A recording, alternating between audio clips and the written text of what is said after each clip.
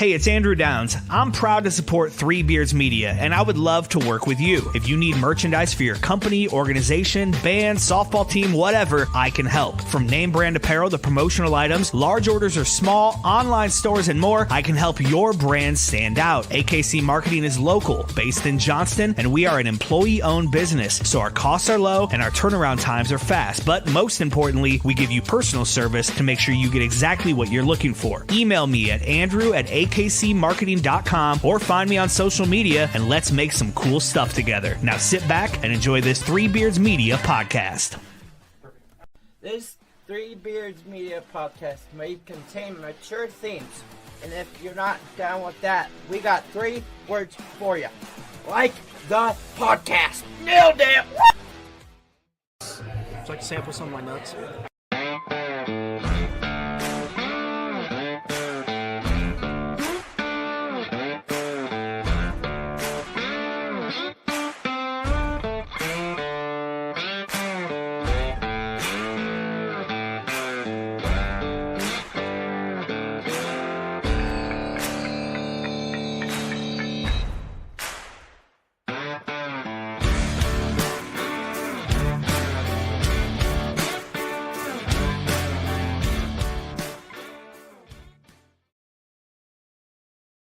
Hello and welcome everybody to another episode of Old Man Strength, brought to you from the AKC Andrew Downs Studios and sponsored by our amazing sponsors, Revelton Distilling Company, Greenberry Realty, and Kyle Lehman at Wintrust Mortgage.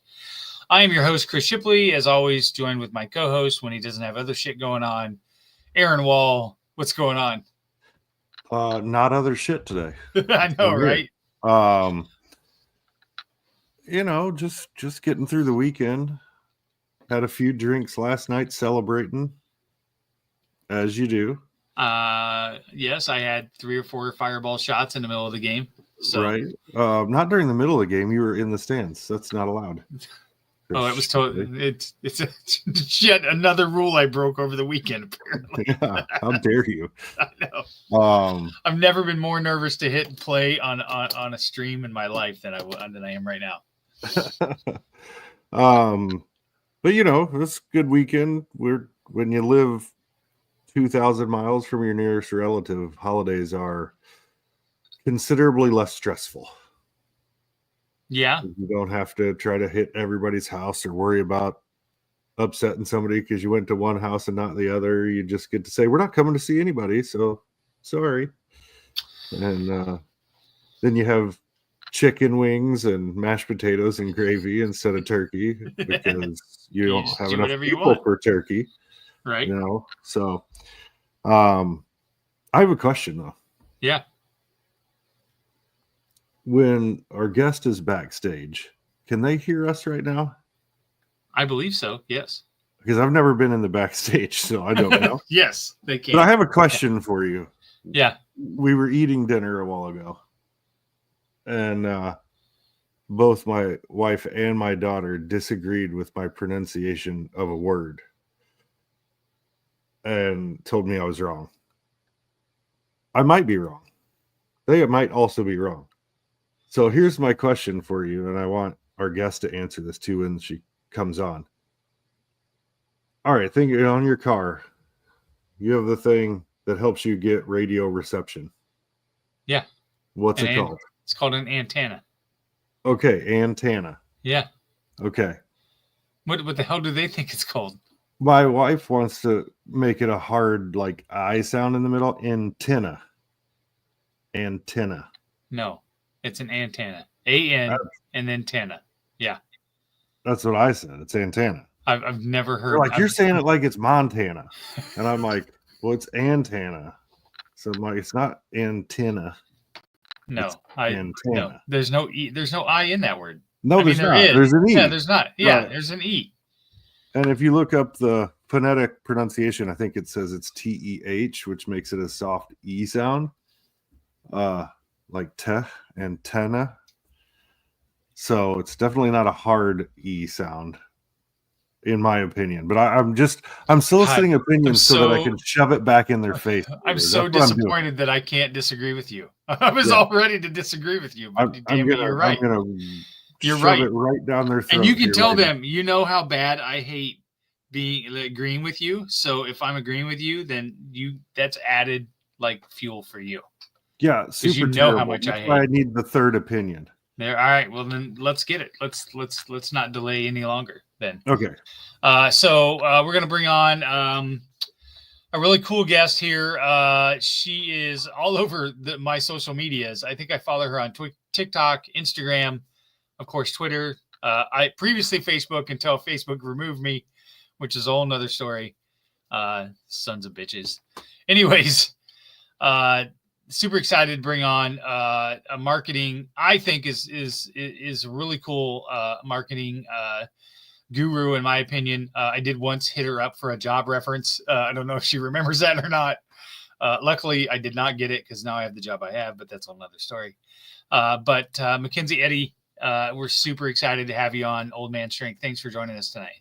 Thank you so much for having me. I'm happy to be here. And I have to say, I disagree with both of you. And I say antenna. It's antenna, exactly the way that it is spelled. Guys, come on, antenna. It's phonetics. I don't even know what phonetics means. So, well, I mean, it's phonetically correct. There we go. That's what I should say. Okay. I got it. Yeah. Well, you already have a strike against against you. It might now. be my Missouri coming out of me with making it the A-ish sound. I live not far from Missouri where I live now, so I'll give you that. That's okay. We're just a stone's throw away. Does that sound Missouri to you? Or at least when I was a kid, Missouri. Missouri, yeah. That's interchangeable depending on how I'm talking about it. Missouri, Washington, Oh no, it's never Washington.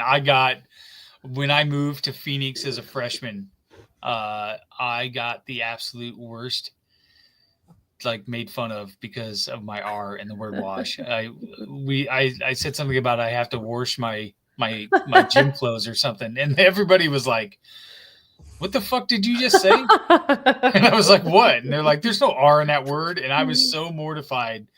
I corrected myself. I don't think I use it to this day now. I will not use wash. I say wash all the time now. But that's so funny. Yeah, it's like when you go to college and you're from wherever you're from, that's when you learn that you're saying things wrong. My mom and everyone around me would always say measure, like we're going to measure that. And I said it at school and they were like, "What did you just say?" And so it's measure. Every time I say it now, I have to really think about it. Yeah, and there's no shortage of somebody wanting to make fun of you for something. No. They're all over you. Yeah.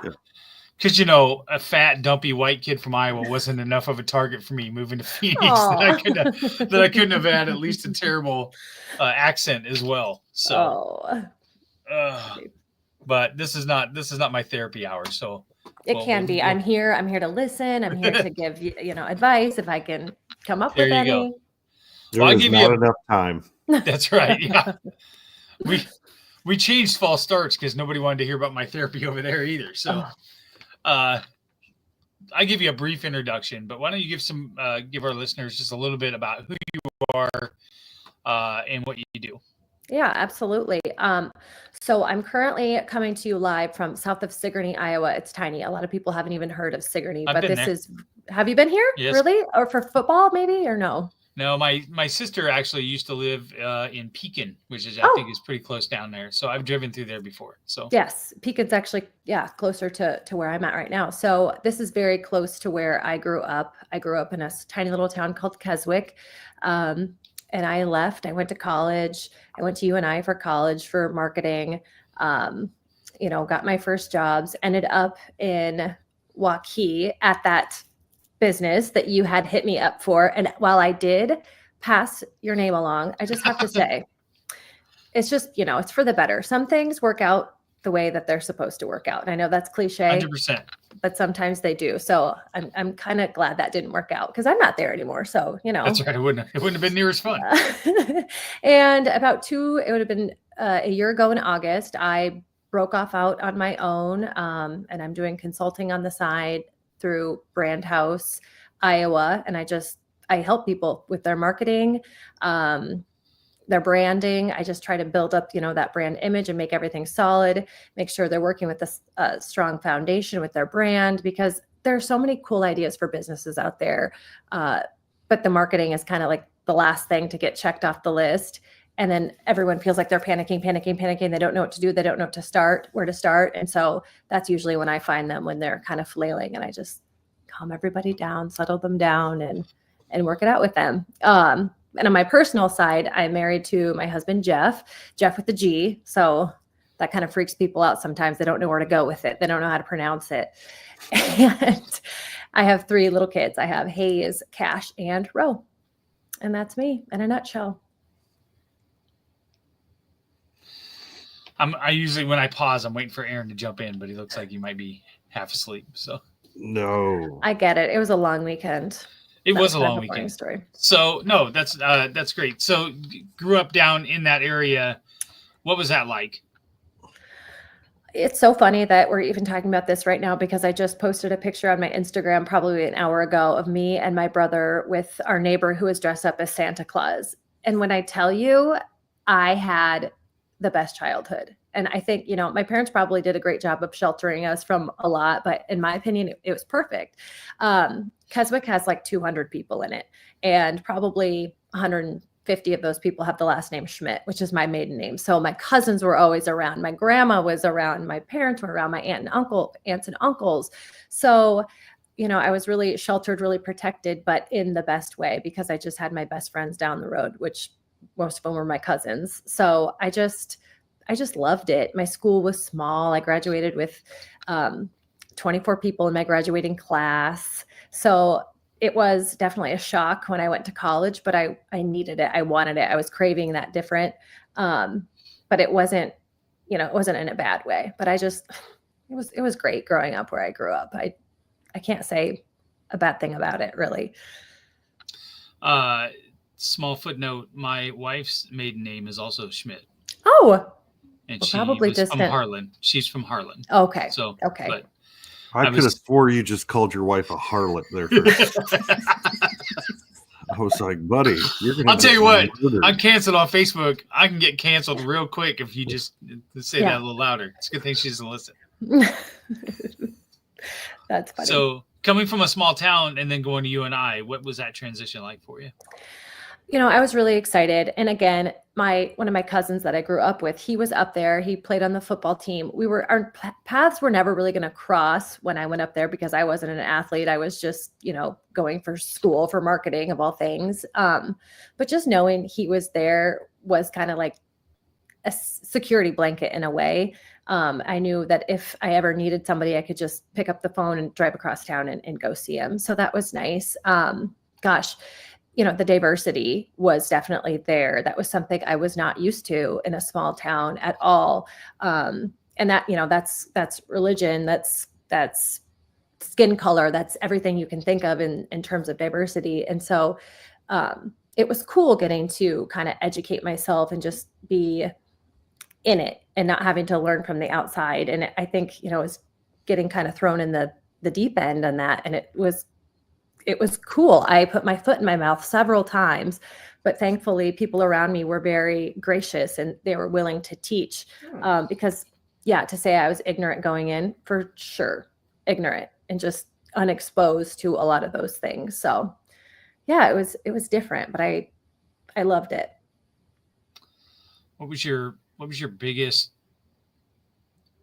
I'm in college now moment or learning curve moment for you? That is a great question. I think, again, when I say I was sheltered, yes, I was, but I was still the oldest daughter. And I have this thing about oldest daughters. Like we take care of everybody. We make sure everyone's taken care of, feelings and making sure everyone's where they are. And now I'm up at college and I'm all by myself. I have nobody to answer to. I probably called my mom 5 times a day until I didn't. And then I realized, hey, I actually don't have to check in with anybody. So I think just that freedom was the biggest thing. And it was kind of scary because it was something that I could use to my advantage when I wanted to. And I was like, this is kind of a powerful thing. So yeah, I think that's probably what was the biggest thing.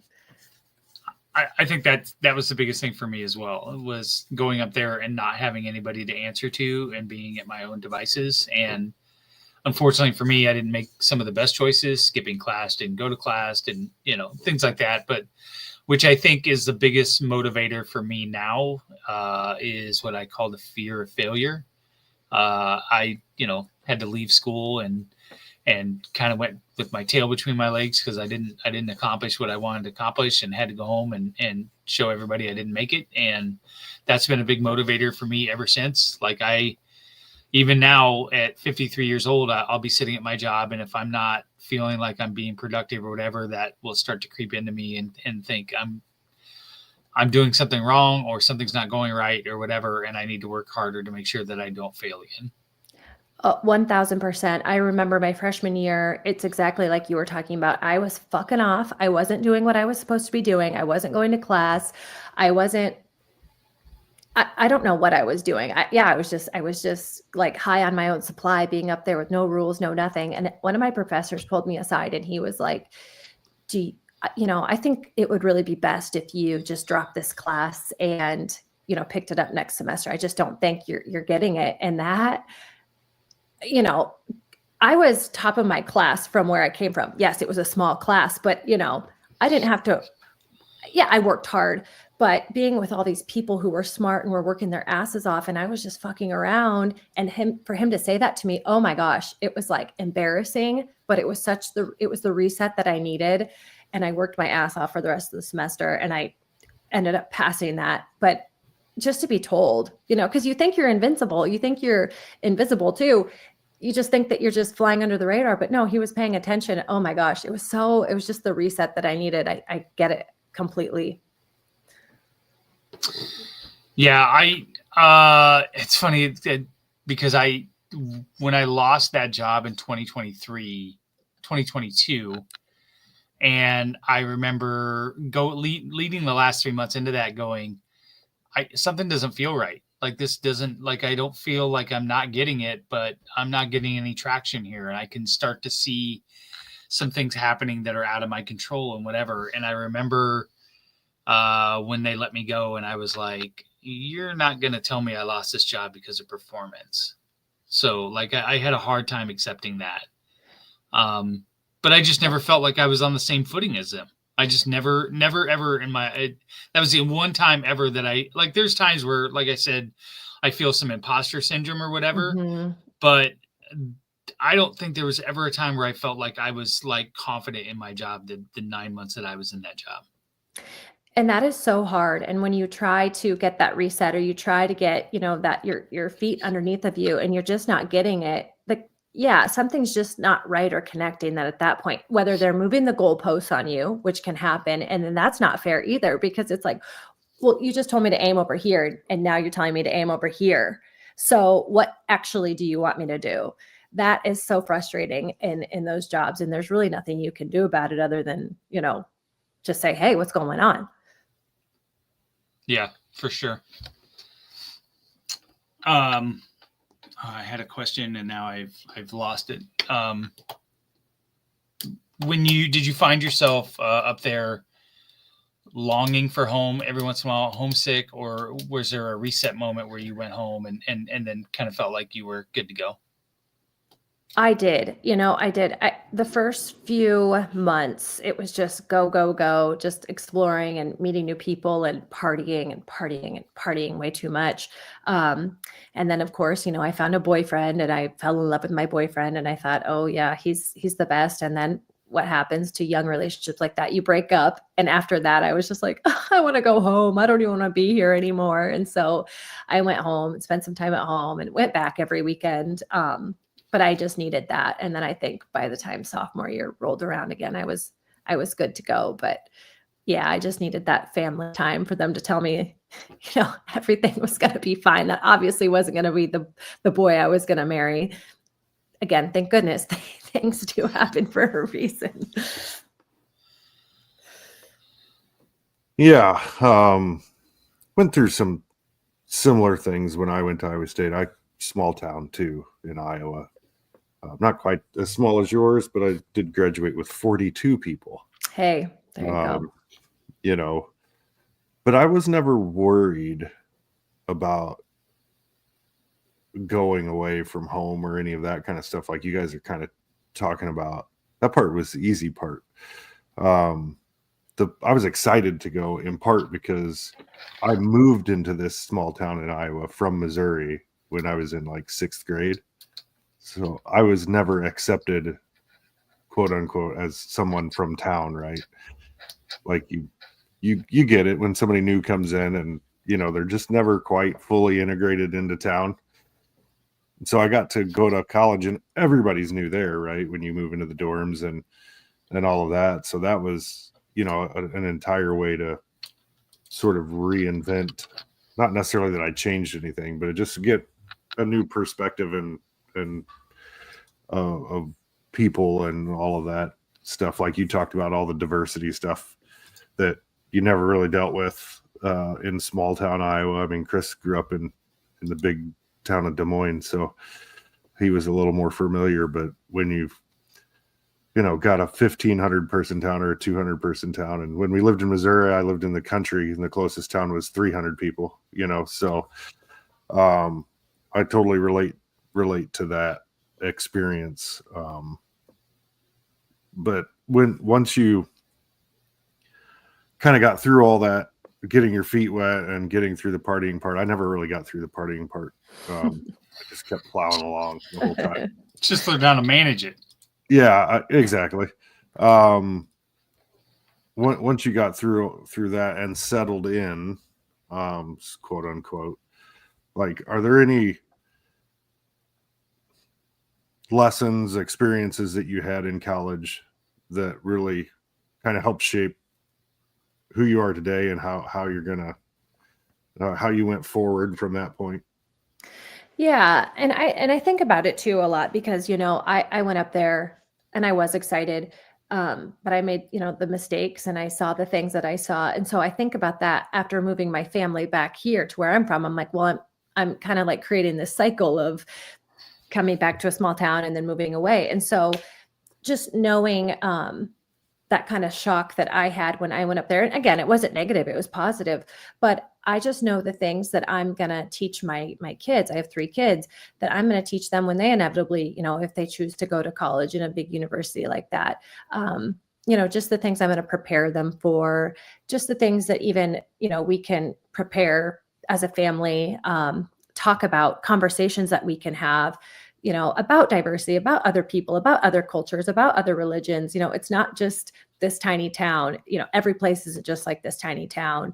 So I think that's just a big thing of just learning from everybody I met, both students. And then I got a job at a country club when I was up there. And that was huge for me because, you know, the country club people, they were, you know, kind of stereotypical. A lot of them were very successful, but a lot of them, you know, started their own businesses and were entrepreneurs. And my dad was also an entrepreneur. And so I had seen that and just, you know, really admired that in people. So just kind of saw how people ticked. And I knew, you know, ultimately then that's kind of what I wanted to do. So I just kind of like parlayed some of that into, you know, who I wanted to be when I left there. What do they say? What's that saying? You are a little bit of everyone you meet. So I just kind of took that with me. I don't know if that answers your question at all. No, it does. And I think that's an important that, you know, if you don't learn a little bit of something from everybody you've met or whatever, taken something with it, then it's kind of an empty experience. And then what's the point? You know? Right. Yeah. So. Yeah. So graduating from UNI, how did you transition there and go into your first role? What was your first job out of college? Oh my goodness. So I moved back home. I lived with my parents. I was their roommate for a while, and I worked down at the Ottumwa Courier, which was, oh my goodness. Are either of you familiar with Ottumwa just as a... Yes. Yes. Yep. I have family from down there. So yeah.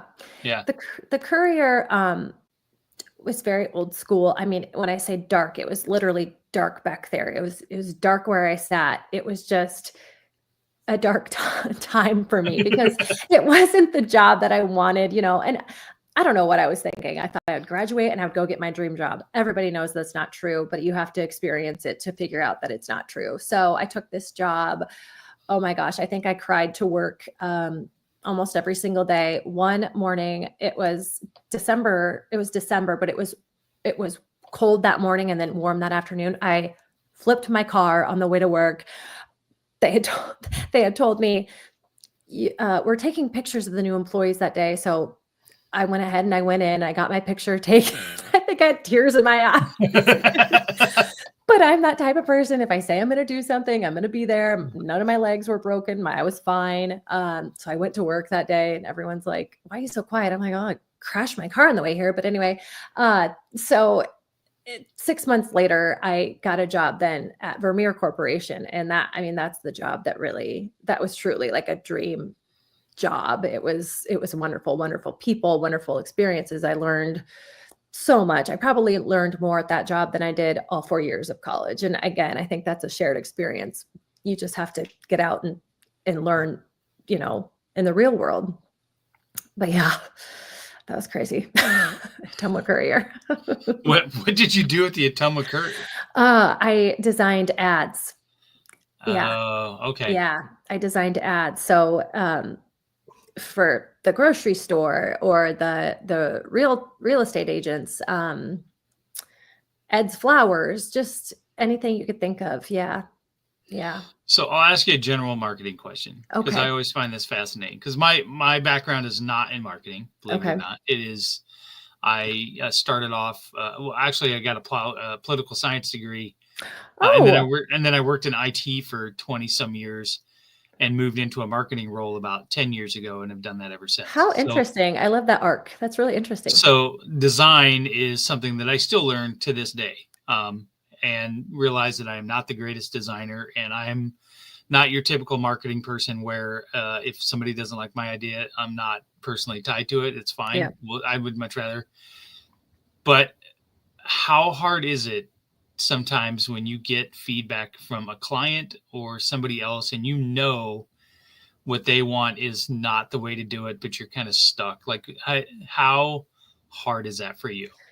That can be really tough, but like you just said, you don't tie your emotions too much into your designs. And in graphic design and marketing, you cannot do that because it's not art anymore. It is truly a tool to sell something or explain something. So while it was really tough for me in the beginning, it's not anymore because it's like, okay, that's fine. I'm basically, this is a tool. It's not art. It's not going to hang in a gallery somewhere. This is just something that has to do its job. So it took some learning and it took figuring out that you couldn't take that all personally, to now it's just like, okay, yeah, I would not do it that way, but this is you, it's on you, it's your money, do whatever you want. Yeah. Chris is still learning not to put yellow letters on white background. So that's like rule number 1, Chris, come on. Well, what did I tell you? I'm not very far into my typical career. So, yeah, I ran into that at a job I had last year, and it wasn't necessarily a design. It was just overall strategy discussion. And I remember the gentleman wanted me to just cold email all these clients that he had from this list. And I was like, you did not hire me for that. Like, first of all, that's illegal. I was like, that's what I said. Do you know, he got a list from some, I don't know, Chamber of Commerce or something. Okay. And I was like, are we sure that they've even opted into this? And he's like, well, I would think that they would if they gave them their email list for this. And I was like, whatever, I'm not going to argue with you. And I was like, he wanted me to email this. So I had decided what I was going to do is if I'm going to do that, then I'm going to research into each industry, because what you're selling these people, this industry may have a different reason why they want to buy it as opposed to this industry, and so on and so on. So I'm going to break this down. I'm going to research this and I'm going to detail it as best as I can.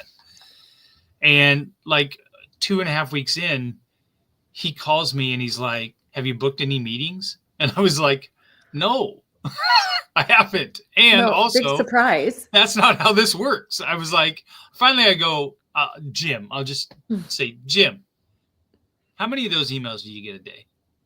A lot. How many of those do you answer? Well, none. None. Right. Like, this is not how this works. And so I think I ended up writing him like a 2-page email on all the reasons why I thought this was a terrible idea and a complete waste of his time and the money that he was paying me. And his response was to call me, and he's like, hey, you made a lot of really great like information there, but I want you to do it the way I wanted you to do it anyways. And I was like, okay. Damn. Like, at this point, I'm just going to cash your check every week because like you're not going to listen to me. Right. And it's at least you could get to that point. It's frustrating, but at least you can get to that point because a lot of people, they're going to die on that hill and it's just not worth it. But again, it's experience and time to learn that. Oh, how frustrating. Yeah. I was like, okay. Well, and for me, that was when I realized like, okay, I'm not going to be able to be here long term.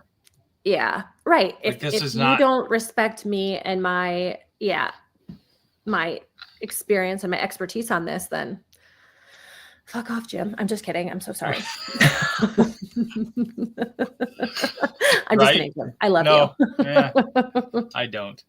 Okay, good. Don't even get me started on the Christmas bonus that we got.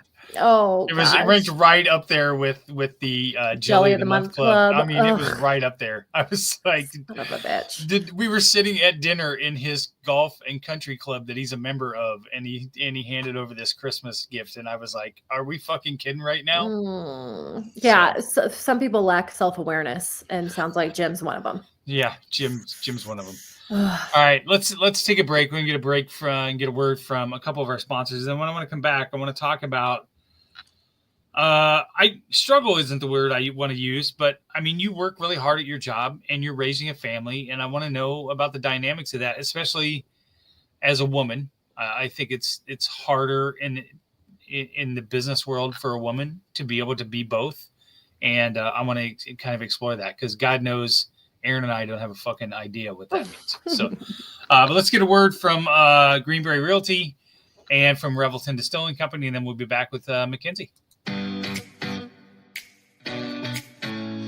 Making great tasting bourbon requires the perfect combination of ingredients, conditions, and time. The longer it rests, the better it tastes. Revelton Distillery's new single barrel bourbon is made from 80% corn, sourced 100% from Iowa farmers. And unlike mass-produced bourbons, each barrel of Revelton's single barrel bourbon is unique, proofed on when it tastes best. As they like to say, it'll be ready when it's ready. And to ensure the highest standards of quality and flavor, owners Rob and Christy Taylor oversee the production and bottling. Every single barrel. Iowa born, Iowa aged, Iowa bottled. Try the new single barrel bourbon from Iowa's own Revelton Distillery. ReveltonDistillery.com.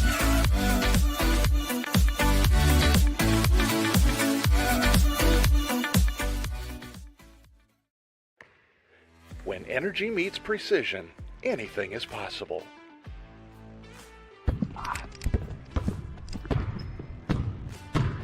I'm Carter Hawley, the Chief Energy Officer of the Iowa State Cyclones. I'm full of energy on and off the court, but nothing gives me more energy than helping families find their dream home. And that's where Green Beret Realty comes in. They're more than just realtors. They're a team dedicated to getting things right for you and your family, just like we get it right on the court. No basket. That was on the floor before the shot. Out of bounds. Come on! Can you believe that? You can't take that away from me. That call was absolutely terrible. Are you guys cautiously trying to be this bad? I mean, does your mom not love you? Have you seen how old my partner is? My back hurts already from carrying him all night.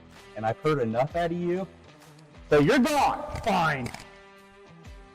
Jim, are you blind? Basket's good. We've got a three-pointer. Sometimes it takes a team to get the call right. And when you're buying a home, you want a team that makes all the right calls. That is Green Beret Realty. And here's the best part. When you buy or sell a home through Dan at Green Beret Realty and mention this ad, he'll make a donation to the We Will Collective, helping student athletes like me thrive on and off the court.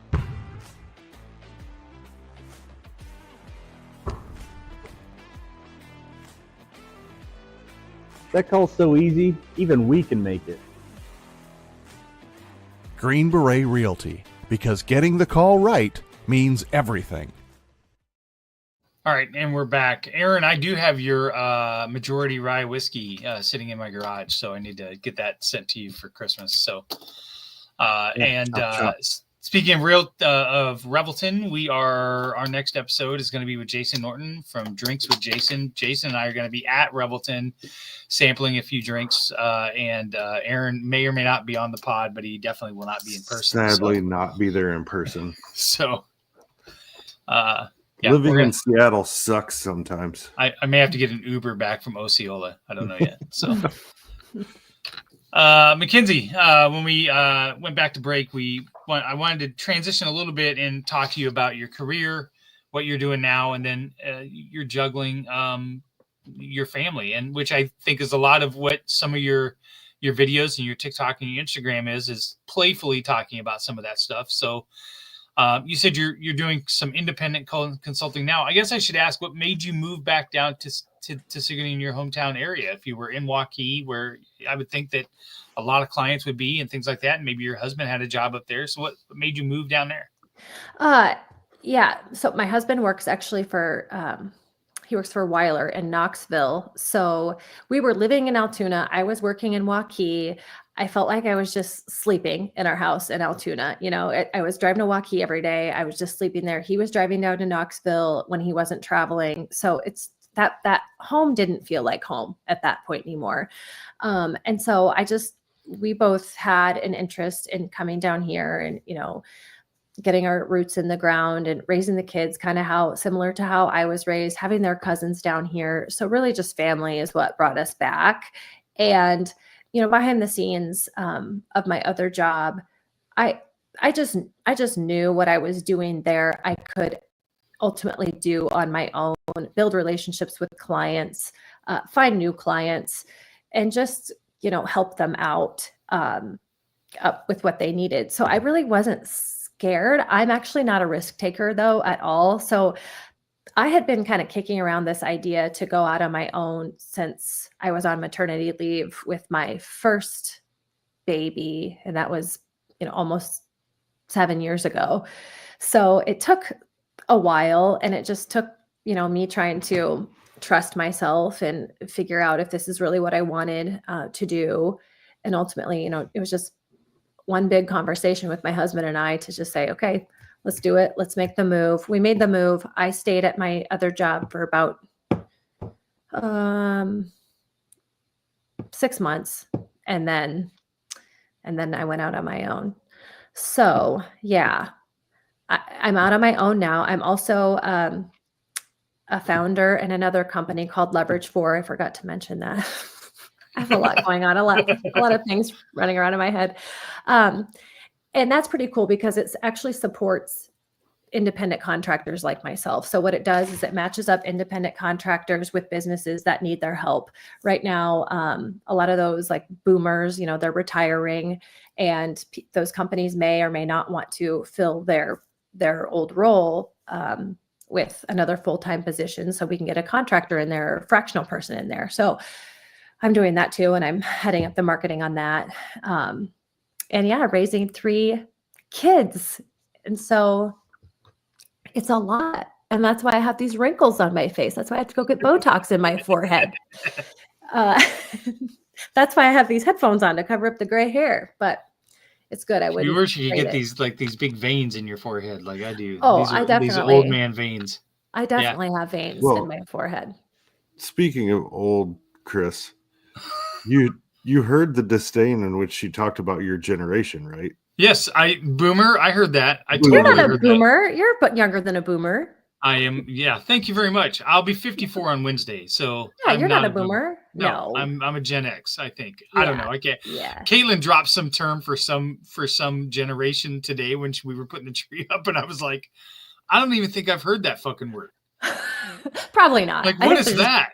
They're making shit up at this point. I don't know. I was like, can we just stop with all that? Like or when the big thing was to make fun of millennials, and then turns out millennials were like in the mid 30s now. So yeah, I'm a millennial. I'm living that millennial life. I'm probably Yeah, knocking on geriatric millennials' door, but that's fine. So you mentioned that your husband travels for work. Is he still traveling for work? So Yeah. Yep. and the reason I ask is because I also travel for my everyday job a fair amount. And that puts a lot of the burden of getting kids to school and to practices and all of that on the spouse who's not traveling. Can you talk about that a little bit? I mean, how do you, I know, we don't ever really talk about it, but there's certain things that I take care of that she doesn't. And, we try to balance it out as much as possible, but it does leave some weight on your side of the scale when somebody is gone. Yeah, for sure. It does. He's had this job where he's been traveling ever since, before our first son was born. So I just kind of told myself, well, it can be really hard sometimes. And especially as you add 2 more kids on top of that. I just told myself, you were okay with it then. And you told him if at any point it became too much, you would just let him know, because it's just not fair to him, where he does support us so much. I mean, he's the hero of our family. He's the backbone of our family. He takes care of us, financially and in a lot of ways. He takes care of, those big things. He just takes care of it. And he's that type of person that can just take care of things. He's organized with the bills and stuff. Part of the reason, I was able to leave my full-time job with my benefits was because of his job. So I respect his job so much. I respect him so much in his job, and sometimes that resentment can creep in, but I just have to remind myself, like, don't ever let it get that far without having a conversation, because I always talk about this. Resentment is the one thing you cannot put back. If you full out start to resent something, you can't put it back, whether it's a job, a relationship, anything. That it's like a cancer, it just takes over. So while sometimes a lot of that weight does fall on me, when he's home, he is fully present. He's doing so much, and he, gives me that break from my own kids if I need it, which is sad to say. Like earlier tonight. It's not sad to say at all. I'm telling you right now, it is not sad to say. He texted me earlier. He's like, "Where are you? Hayes wants to know where you're at." I was like, "I'm literally laying on the downstairs floor. Just for 15 minutes of quiet." So yeah. So how do you handle and juggle all of that when he's out of town and you have obligations for your job and things like that, but you've got 3 kids? And as they get older, is this a conversation that you've had when they start having activities and sports and practices and so on, how that is going to be juggled? Definitely. And, part of the reason why, again, I went off on my own was because if I was going to do that, then I was going to be the phone number that the school had, where they could pick up the phone and call me, because I chose to do this. So I chose to be the flexible one, the one that could, on a dime, go get them, pick them up, take them to appointments and things. And I schedule everything around my kids. I'm not going to have a meeting, that starts too early. Even, this was great. I asked you what time it was. I'm like, actually, that's perfect, because I can put my kids to bedtime and then I can hop on. So everything I do, I schedule around the kids. Whether I have to drop them off at school and then get in the car and run to Des Moines, I just have to make sure, I'm out of there by 2:30 or whatever time it is. I have to account for traffic if I'm going to run into any, just so I'm there to pick them up from daycare. So yeah, it's good. And I'm so lucky to be able to do that and to kind of be strict about my schedule. But definitely as they get older, there's going to have to be some conversations. And I'm so lucky, again, I've got my parents just down the road. So anytime I need to tap on them, I do. I never want to take that for granted, because first of all, I just want to do it for myself, to know that I can do it for myself. I feel like if I always have them helping me, then it's like, I'm not actually doing it by myself, and I don't feel as proud about it. And maybe that's stupid, but it's something I care about, to know that I can actually do it by myself if I need to. No, I think that that's a valid point. And I think hearing part of your story, and then, and we'll talk a little bit about your new show that's going to be on Iowa Everywhere, but I've talked to Chris Williams about why he left KXNO and started Iowa Everywhere for similar reasons, so that he could have more time for his girls. And I think that the industries are really going more towards that, and people, as they get older, are looking for more of those flexible reasons. I wouldn't have took the job that I took now, even though I love going into my office every day. And it was something I worked from home for 3 years and I hated it. Because I'm a person that likes to interact with people and have a place to go and have a separation. But if I didn't have the flexibility to leave all of a sudden when one of the boys would have an issue or a doctor's appointment and I have to be there, I think that is where things are moving. And I think that some companies, when they don't do that and are a little more rigid with it, I think are going to struggle going forward. Yeah. Oh, definitely. And I agree, having to be in Des Moines or Waukee, however often it was, I was like, I want to be able to do that if I choose to do that. No one's going to tell me that I have to miss anything for my kids. Nobody's going to tell me that. That's the reason, I exist. I'm their mother. First and foremost, I am a mom. So yeah, that was a big trigger for me. Trigger point, I would say, not trigger, to just go out and do this. Do you think it is stereotypical or a double standard when it comes to women in industries and in business and men being able to take that time? Definitely. Yeah. Yeah. And I think it's just built in, it's nobody's fault. But when who was I talking to the other day? Oh, it was on another podcast. Paternity leave is something that is so new and foreign to a lot of companies. Like, paternity leave, what's that? It's mostly maternity leave. And when people look at maternity leave, they're like, that's a nice little vacation. It's like, excuse me, that's not a vacation. It's so much hard work. But yeah, it's kids and women, work and men. And that's just how we're all wired. Hopefully we can, start to change that. But I think we're a really long ways from it, I hate to say. And that's not even me being negative. It's just me being real. No, I agree. Go ahead, Aaron. Well, I was going to say, Chris, you tell me if you agree. I think at least for me, it was, obviously very easy to love a small baby and want to hold it, and they smell great and all the wonderful things about babies until you have to change a diaper and do all those things. But like, that's not,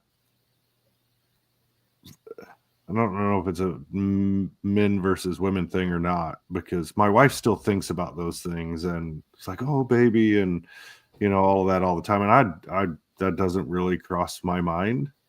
Nope.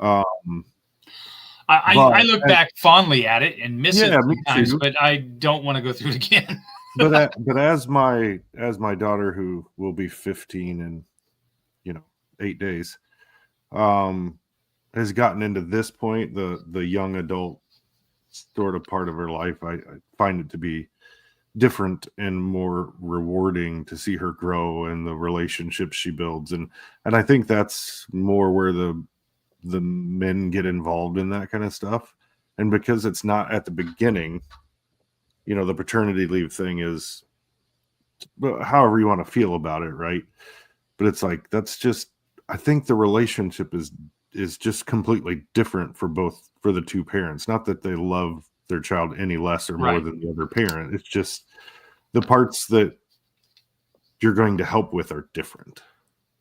Yeah, for sure. And I think it's instinctual. Like, that is when the father's instincts may kick in more, is when they are starting to make those relationships and they are out there in the real world. Your instinct is probably to protect and make sure they're ready for, what the real world has for them. Whereas the mom's instinct is to nurture and care and protect from the moment they are born. And then, we may even kind of fight against that a little bit. Like, oh, they're leaving the nest. Well, I don't really want them to leave the nest. I'm nervous. Whereas the dad, that's when it really kicks in. It's like, well, it's going to happen. It's inevitable. We might as well prepare them. I don't know if that's true, but it kind of feels I think you're spot on, because my wife and I are having these conversations now. Josh and Jordan are 22, but they have Williams syndrome, so they're a little different special case here. So, and we are in the process of looking at host homes for them. And I'm obviously cautious and things like that about it, but I think Stacy, if we said they don't have to leave and she would let them live there even longer. And it's not that I don't want them, but that's not, and she realizes it too. Like, I'm not making it out that she's the bad guy, but just, Of course. She eventually we're going to have to do that. So we need to prepare them as early as we can. You know what I mean? I don't want them to leave any more than she does, but it's not a sustainable option for them to stay here. And they're going to be much better if they can be on their own and things like that. And there are a lot of times where we will have something happen in the house and I'm a little more rigid, or I'm a little more,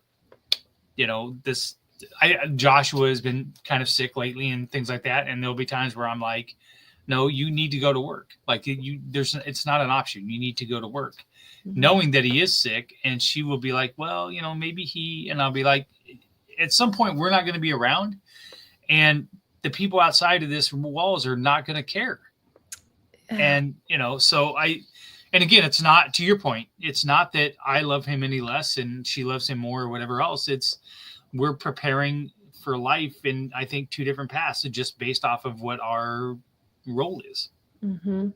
Yeah. Yeah. I think the whole point of parenting is to raise a strong, independent person to send out into the world. Right. So they don't have to move back in. I've yet to taking figure a out jab that at our formula guest right now, Chris? No, I'm me. It's I uncalled mean, for. Caitlin just 2 weeks ago asked if she thought maybe she could move back in to save money for her house, and I was like, I just fucking got rid of you. No, but we're it is. this close to getting rid of the other two. You want to move back? Yeah, No, you cannot. That is the goal. As much as you don't necessarily, like Mackenzie said, don't want them to leave. Right. That is the whole point of this whole Absolutely. exercise. Yes. Absolutely. Yeah. As hard as it is to watch them grow up, and it is hard. You're so happy. Your heart is like breaking, but it's also like, okay, good. Like, you're doing a good job and I'm doing a good job. And that's fulfilling for everybody, even though it sucks. Right. Damn it. Yeah. And giving them enough leash to make mistakes and learn. And like, even though, like you said, it's the wrong, that's not a good idea, but go ahead. Yep, go for it. Yeah. Yeah. Not what I would do, but Yeah. It's amazing how much smarter my old man got the older that I got. So, Right.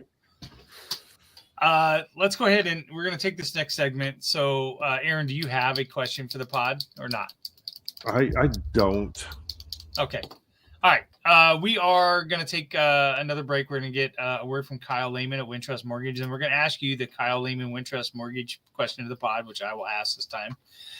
So we'll get I'll ask you the question here, Mackenzie, and then when we come back, you can ask the question. And I'm going to steal Aaron's theme of the question, and we'll relate it to holidays. So. I think the word was premise. Premise. Yes. Premise. Theme. Premise. It's the same thing. Don't start. Don't start. You're on a deserted island, and correct me if I'm wrong, right, Aaron? They can pick whatever they want on this island, and it can be perfect. It's magical island. It's so whatever it is, it's always perfect. What holiday are you going to celebrate? And if so, what holiday meal will you be having on this magically perfect island? And we're going to get a word from Kyle, and then we'll come back and we'll get your answer. Whether you're buying, selling, or refinancing your home, or if it's simply time to renovate the one you're already living in, you need an experienced mortgage professional to help you analyze your financing options and to make sure the closing goes smoothly. And that's exactly what you get when you call Kyle Lehman at Wintrust Mortgage. Kyle's experience and expertise, coupled with Wintrust's rates and programs, ensures you'll get the mortgage that's right for you. You may even qualify for down payment assistance. Before you reach out to a realtor, call Kyle and get pre-qualified, empowering you to start shopping for the home of your dreams. Call Kyle at 515-473-0546. Kyle Lehman Wintrust Mortgage, 515-473-0546. All right, and we are back with the question of the pod. Mackenzie, you're on a magical island that makes everything perfect. What holiday are you celebrating, and what holiday meal are you having? Okay, I am going to be celebrating Christmas. Christmas is my favorite. Buddy the Elf, Christmas is my favorite. I love Christmas. I love everything about Christmas. I love the nostalgia of it. I just love it. It's got great music. It has great decor. I can just see the palm trees with the lights. I can just see it. For my meal, though, now, you know, I'm a branding person. I'm a marketing person. I want things to all be cohesive. The meal, I'm going to segue. I'm going to bring in my favorite meal, which is it is brick oven pizza, and it's going to be a margarita pizza, and it's going to be red, green, and white. So it's going to be on theme. And yeah, it's going to be freaking delicious. That is my last meal. Like that, if I am ever on death row for just losing my shit, that is my last meal. So I'm going to bring it with me to the magical island. It's going to be great. Oh, it's going to be so good. I can't wait. Sounds good. Yeah. Speaking of last meal and losing your shit, you're going to start a new show on Iowa Everywhere with Scott Sipker. Why don't you tell us a little bit about that and how that came to play? I am so excited. So Chris Williams, I've known him, and it's just funny how we make these relationships online. It doesn't matter how old you are, it just matters, you know, if your personalities kind of gravitate towards each other. Like you and I, Chris, that's how we met too. Chris the same way. And we kind of ran in like similar circles. He reached out a couple months ago and just said, I would love to introduce a new show to Iowa Everywhere that is not about sports. I like what you do. I like how you talk. I like your style. Would love for you to be a part of it. And I was like, oh my gosh, like, sure, I would love to. And he also had Scott Sipker, Iowa Nice Guy. They're good friends too. And he's like, and I think you guys could really hit it off. So we met. We've been talking on the phone almost every day during the week. We've been practicing shows, and we came to realize he and I really overthink pretty much everything that we talk about. Trust me, when I hop off this, I'm going to overthink everything. I'm probably not going to be able to sleep tonight. And they're like, I could have said this. I could have said this. I could have done that. That's just how I am in my everyday life. I overthink everything. I also have imposter syndrome in everything that I do. So does he. And come to find out, a lot of people do. We're overthinking everything. We have a 24-hour news cycle.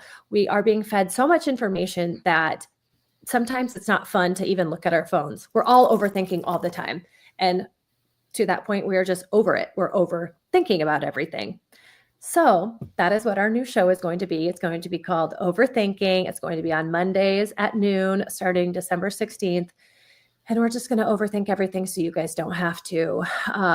And trust me when I say that we will, because he and I are kind of yin and yang. We're alike in a lot of ways, but we're very different in a lot of ways. But he's really, really cool, and it's been cool getting to know him. So I'm really looking forward to it. And that's not your first podcast, right? Because you were doing Big Opinions, and are you still doing that or not? Yes. And that's just like a personal, it's so funny that I started doing that because I share my opinions enough on Twitter, as you know, and on Instagram and TikTok, but I just needed one more place to put those opinions.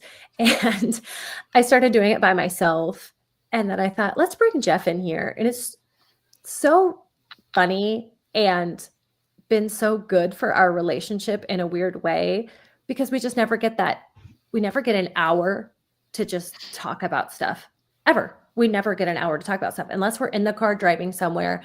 And through this podcast, we get that, and we get to talk about whatever the hell it is we're talking about. We ask for other people's big opinions to submit, and then we get to like discuss that too, break that down. And it's so much fun. So no, if I can keep all of these balls in the air without dropping any of them, without something suffering, then I'm going to continue to do it as long as I could. But that was really to just teach myself how to do it. I wanted to learn that skill, how to produce a podcast. And because I think everyone thinks that they can do it, and it's a lot of fucking work. Yeah, it's not easy. As you Can guys you teach Chris? Yeah, right. Yeah, okay. How long have you been doing all of your shows? So we started Three Beards Media 2 years ago, but I was doing a pod with one of the previous owners here. We started Old Man Strength in like August of 2020. And Aaron, you started a podcast with him, Bitter Units Win, shortly before that, right? Yeah, might have even been it was either real early 2020 or might even been at the end of 2019. I'm not sure. Yeah. And we were all part of Ted Flint's group, the Tailgate Society. Ted was great, but we had just decided that we kind of wanted to move in a different direction and do, like you said, a little bit more than just sports. Old Man Strength wasn't specifically sports. Old Man Strength, frankly, started. Tim and I would sit and talk about my dad and things like that, and then we just started bringing guests on and started talking about their dads, and then we would bring on other guests and start talking about their lives. And I think we kind of found a little niche there and things like that. And then we've just kind of expanded. We brought on people that want to do different things, and we're super excited. Next week, we start a new pod with Bill Blank and Willie Farrell. If you know who Willie Farrell is, he's a famous comedian here in Des Moines and in Central Iowa.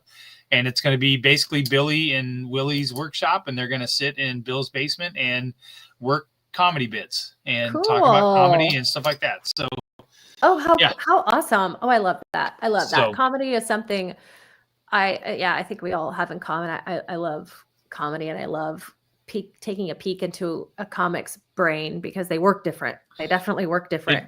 It'll be interesting. I'll be on the back end just kind of watching and producing and whatever. But you do yours with Jeff. I do one with Caitlin where it's just me and my daughter, and we use it it's one of the things where sometimes my wife will be like, will you two knock it off? Because we'll be back and forth, and she's annoyed with it. And we were like, we should just do this on camera. Save it for the pod. Exactly. Right. So there'll be a lot of times we'll start and I was like, wait. This would be really good. Let's just wait. Let's not talk about this any longer. That's so funny. That's a bit that Scott has been doing. He's like, save it for the pod. I'm like, Scott, seriously, I just want to talk to you. Right.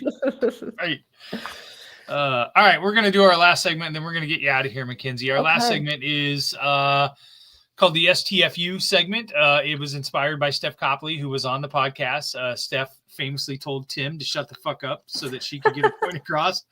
And I thought it was so funny that we decided to make a sponsored segment. But it's a little different sponsorship. We are inviting people to donate to the Young Women's Resource Center in honor of Steph Copley in the STFU segment. So we're going to get a word from Steph, and then when we come back, Mackenzie, Aaron and I have shut the fuck up, and you can say whatever you want without any kind of repercussions or feedback whatsoever. Famously, Steph was a co-host on this show, and she kept interrupting during her own segment, and I had to remind her to shut the fuck up. So I love it. So let's get a word from Steph. Hey everybody, it's Steph Copley, the woman behind the STFU segment on the Old Man Strength podcast. When I told the guys I wanted to sponsor this segment, they recommended that I make a charitable donation instead, so that's what I did. I chose the Young Women's Resource Center in Des Moines, Iowa. They're a nonprofit that supports, educates, and advocates for girls and young women ages 10 to 24. Their whole goal is to make sure that these young women become strong, self-confident, and successful. And if you know me at all, you know that aligns with my goals as well. If you're interested and would like to donate, check them out at ywrc.org and donate today. And remember, don't forget to STFU and listen every once in a while. Thanks. All right, and we're back. All right, Mackenzie, the floor is yours. Okay, you kind of have to explain. I can just say anything that I want? About anything you want. About anything you want. Any subject whatsoever. Okay, this is actually great. I wasn't prepared for this, but something that you said recently, it shocked me to my core. And I was like, what the F is this guy talking about? Can I just close your eyes, okay? Close your eyes. It's Thanksgiving. Yeah, you are sitting at this gorgeous table. The tablescape is gorgeous. You have your napkins, you have your flatware, you have your plates, and you have several servings of green bean casserole just lining this gorgeous table. That's all that's for dinner. That is all that is for dinner. And it is perfect temperature. The green beans have been cooked to perfection. The cream of mushroom soup is doing its thing. And the crispy onions on top are perfect. They are just fresh and they are so crispy. And I'll be goddamned if that is not my favorite Thanksgiving side dish. And I just think that it should be everyone's favorite side dish. I think it's the most delicious Thanksgiving side dish. But I actually think that it should take the place of the turkey or the ham because it is that fucking good. Damn, I could use some right now. I think that's all I have to say about that. The only flaw in that entire premise is no rebuttal, Chris. Is it? No, it's not a no rebuttal segment. It's no, a show. You said no grief or anything about their opinion. Fine. Oh, I want to hear it. What was it? Oh, it's got green beans in it, and then that's the problem. So good. So gross. So good. So I thought you were gonna go deviled eggs, and I was gonna hang up on you. Oh my God. Don't get me started on deviled eggs. So they should be called God's eggs. That's how good they are. With or without paprika sprinkled on them. Oh, with just, that doesn't taste or do anything, add anything to it, but it's, visual. Yeah. Big on the visuals.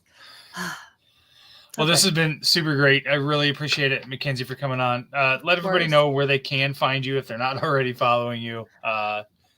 Oh, goodness. Yeah. Over on Twitter or X, whatever you want to call it. I think, at Koshiz, Koshiz. I think. I don't really know. And over on Instagram, it's at Mackenzie Edie. So, yeah, just let's hang out. It's really not that serious anytime I'm posting anything, unless it is. And you'll know if it is, right, Chris? That's right. And then she's overthinking. And if they want to reach out to you about marketing help, where do they find you for that? Oh, yeah. info@brandhouseiowa.com. And if you are a business looking for a contractor, or you are a contractor looking to just be a part of a network that can help you grow and learn out your business, info@leverage-4.com. And then, starting December 16th at noon, watch Overthinking with Scott and I. Ought to be a good time. I ought to put my foot in my mouth constantly, so you'll have fun with that. There you go. Can you get me a contractor, then get my Facebook page back? Yeah, I probably could. Damn, we'll get that figured out for you. That's all right. I might be better off. So, yeah, true. All right, everybody. Thanks again for listening to another episode of Sigh of the Storm. We've got episodes this week of Sigh of the Storm, of Old Man Strength. We have episodes of Sigh of the Storm coming on Wednesday to talk about the big win for the Cyclones. Hawk's Eye View, Bill and Willie's Workshop is this week, and we might have a father like daughter birthday episode. I don't know if I can talk Caitlin into getting on for my birthday. So, happy birthday! With that, thank you, Aaron. You got anything else to wrap up? I don't think so. Thanks, Mackenzie, for coming on, and we appreciate you. Thank you, guys. This was a lot of fun. I appreciate it. All right. Well, we appreciate you too. All right, everybody. Thanks for listening. Check out our sponsors, Revelton Distilling Company. Contact Greenberry Realty and Wintrust Mortgage. And, of course, shout out to Andrew Downs at AKC Marketing Studios. And with that, we are out of here.